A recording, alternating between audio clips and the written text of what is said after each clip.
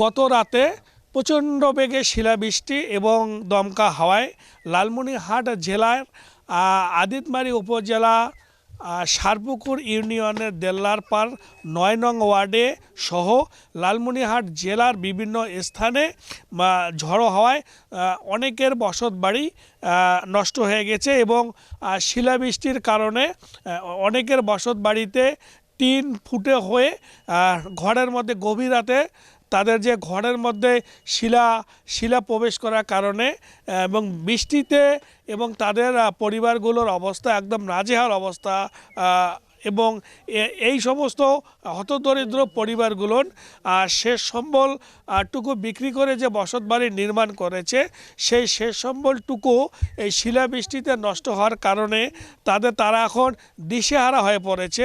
এই পরিবারগুলো বিভিন্নভাবে তারা বিভিন্ন স্থানে আশ্রয় নিচ্ছে এবং তাদের যে বসতবাড়ি নাই তারা বসতবাড়ি হারিয়ে তারা এখন দিশেহারা অবস্থায় পড়েছে।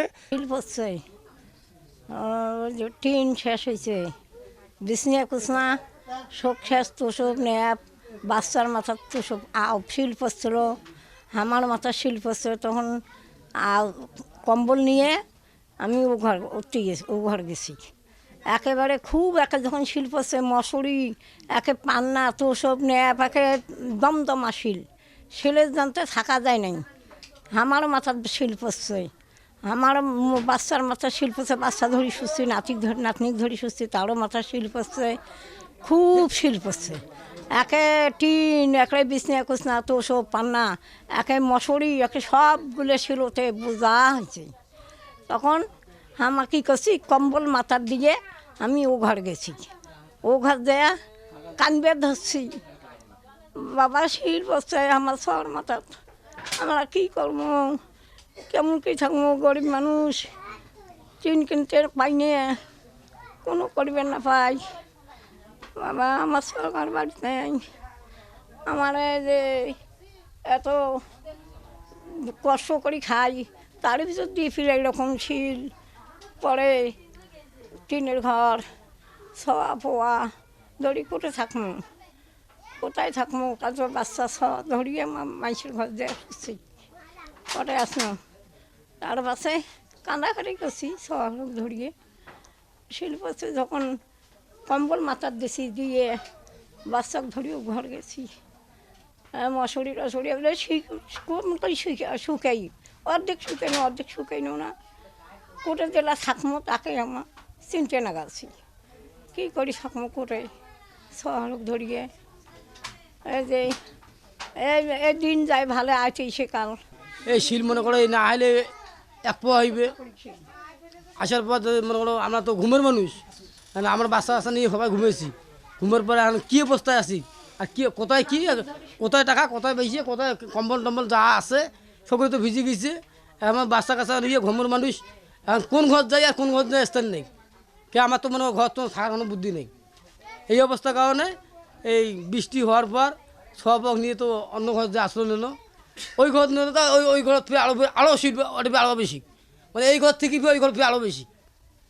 এই হলো বিষয়, যেটা ভালো হয় আপনারা ভালোভাবে দেখেন।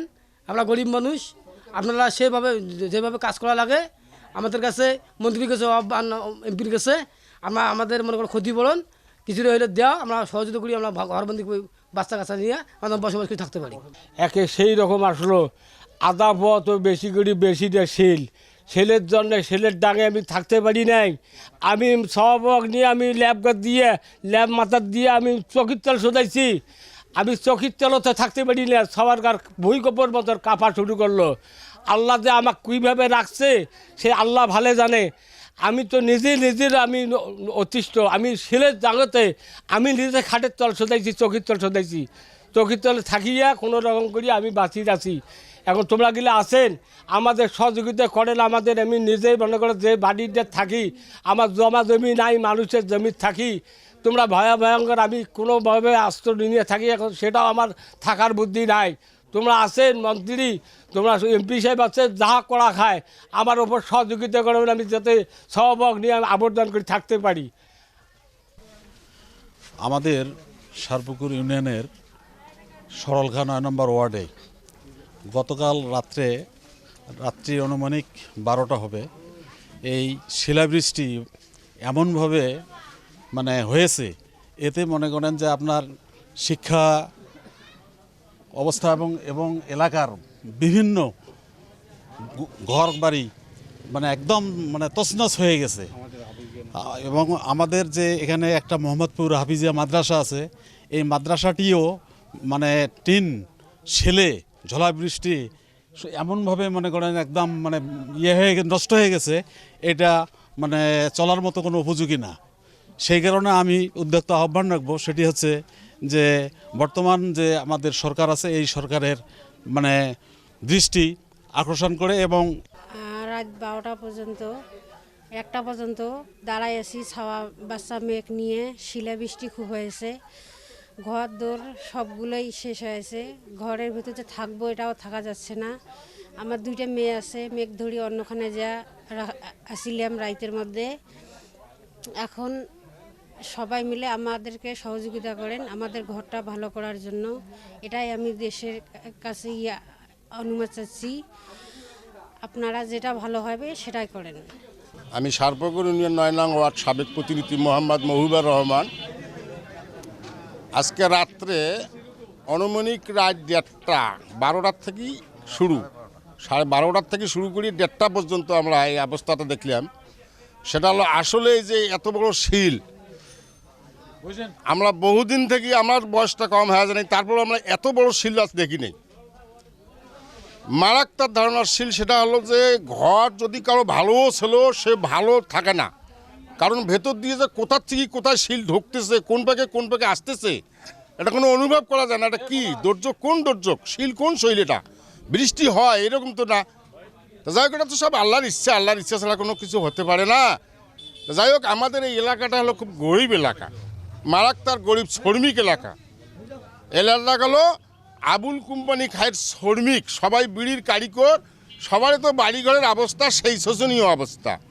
তার ফাঁকে এই ঝড় বৃষ্টিটা যে হয়েছে, এটা আমরা অনুভব করতে পারি না যে আমাদের এই বয়সে, এই সালে, এই দিনে এত বড় ঝড় বৃষ্টি হবে। আমাদের কবল বৃষ্টির কবলে পড়ে সারপুকুর ইউনিয়ন 9 নং ওয়ার্ডের আমাদের ঘরবাড়ি বসতবাড়ি হঠাৎ ছিলে বৃষ্টিতে প্রচুর ক্ষয়ক্ষতি হয়েছে। যা ক্ষয়ক্ষতিতে মানুষ এখানে কোনো দিনই অবস্থা ঘরে বসবাস করতে পারে নাই, ঘর ছেড়ে তারা দৌড়ে অন্য স্থানে আশ্রয় নিয়েছে। এবং পরে আমাদের ঝড় বৃষ্টি থামার পর ঘরে আসি, দেখি বৃষ্টিতে আমাদের ছিলে বৃষ্টিতে এই 9 নং ওয়ার্ডে সরলখায় এমন অবস্থা, ঘরে থাকার মতন কোনো পরিবেশ নেই। তাই আমি বিনীত অনুরোধ করতেছি আমাদের এই আদিতবাড়ি কালীগঞ্জের আমাদের এমসিপি মহোদয় এবং আমাদের লালমনিরহাট জেলার অধ্যক্ষ আসাদুল দুলু ভাইয়ের ত্রাণ মন্ত্রণালয়ের সহযোগিতার জন্য আমি বিশেষভাবে অনুরোধ করতেছি এই 9 নং ওয়ার্ডের জন্য, যাতে আমাদের এই পরিবারগুলো, অসহায় পরিবারগুলোর জন্য যেন কোনো কিছু অনুদান দেয়, তাহলে এই পরিবারকে নিয়ে বসবাস করা আমাদের পক্ষে সম্ভব নয়। তাই আমি মন্ত্রী মহোদয়ের কাছে আমি বিশেষভাবে অনুরোধ করতেছি, আমাদের এই এলাকার যে ক্ষয়ক্ষতি হয়েছে, আমার জীবনে 40 বছর এরকম ক্ষয়ক্ষতি হয়েছে বলে আমি মনে করি না যে হয়েছে। তাই এই ক্ষয়ক্ষতির জন্য আমাদের এই পরিবারগুলো আজ নিঃস্ব হয়ে তাদের সন্তান, স্ত্রী সন্তানকে নিয়ে ঘরে বসবাস করার জন্য কোনো উপযোগী নয় বলে আমি মনে করি।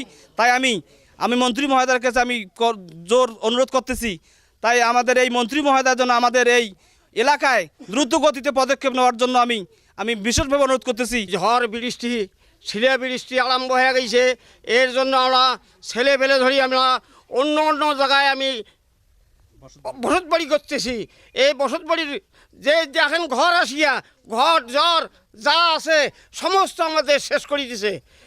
আর এর মধ্যে দেখেন আরও কিছু ঘর সব নিয়ে আমরা অন্য জায়গায় স্থান দিছি, কিন্তু এই ঝড় বৃষ্টি কোনো দেখিনি। আমি এদিন ঝড় বৃষ্টি আমি আজ পর্যন্ত দেখি নাই। ঠিক সেই মুহূর্তে তাদের এই বসত বাড়িগুলো শিলাবৃষ্টিতে নষ্ট হয়ে যাওয়ার কারণে তারা এখন কোনো দিশকুল না পেয়ে তারা বিভিন্ন এদিক ওদিক ছোটাছুটি করছে।